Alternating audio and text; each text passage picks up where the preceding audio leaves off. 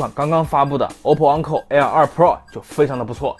Air 2 Pro 的外观呢是双层透明气泡舱加微笑曲线的设计，和上一代对比啊，一个呢明显的改变就是整体的做工非常的一体化，机身没有实体按键，开盖的缝隙处呢由之前的直线变为了微笑曲线，耳机露出占比呢从之前的 50% 提升到了 77%， 在我们日常拿耳机的时候会更加的轻松。连上手机后你会发现功能非常的丰富，我们一个一个来看啊。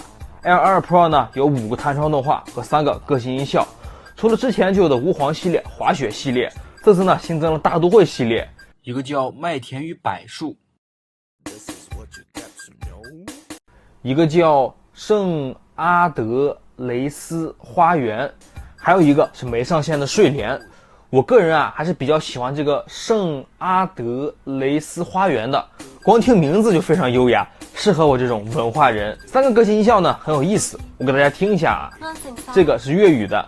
關講燥啦，帶我上分，做嘢啦，快啲充電啦！好久不見。這個是女神的。一起靜靜吧。降噪關閉咯，通透模式。要玩遊戲嗎？今天玩得很開心，還不快去充電？這個是孩子的。你來啦，降噪打開啦，降噪關閉咯，通透模式。來和我玩吧，和你玩得很開心。我要沒電了，今天就到這裡吧。我個人啊比較喜歡這個女神的，比之前 OPPO 自帶的音效好聽了很多。另外呢，耳機本身還支持非常多的操控，什麼雙擊切割啊、單擊暫停啊、長按降噪啊這些的常規操作我就不說，它還支持免費薅 QQ 音樂的羊毛。當我們用 Air 2 Pro 聽歌時， QQ 音樂呢會提醒你可以免費使用無損音質和便捷收藏。無損音質非常好理解，那這個便捷收藏究竟是什麼呢？就是當我們聽到一首好歌的時候，想收藏一下，只需要3G耳機就可以不用操作手機，通過耳機快速收藏歌曲。續航方面呢，這幾天使用下來完全不用充電。官方的測試結果呢是單獨使用時長可達7小時，配合充電盒最大提供28小時的音樂續航。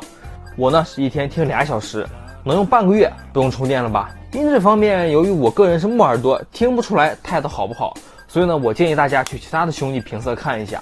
不過有一點我可以說，降噪呢確實是增強了，相比上一代強了不少。另外呢我還很喜歡給我的 iPhone 用這個耳機，因為呢我認為它才是給 iPhone 最好的第三方耳機，支持 iPhone 和 Mac 的自動連接。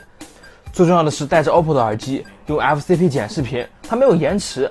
我用 AirPods 都是有延遲的，OPPO 的耳機居然沒延遲，我真的是酸 Q。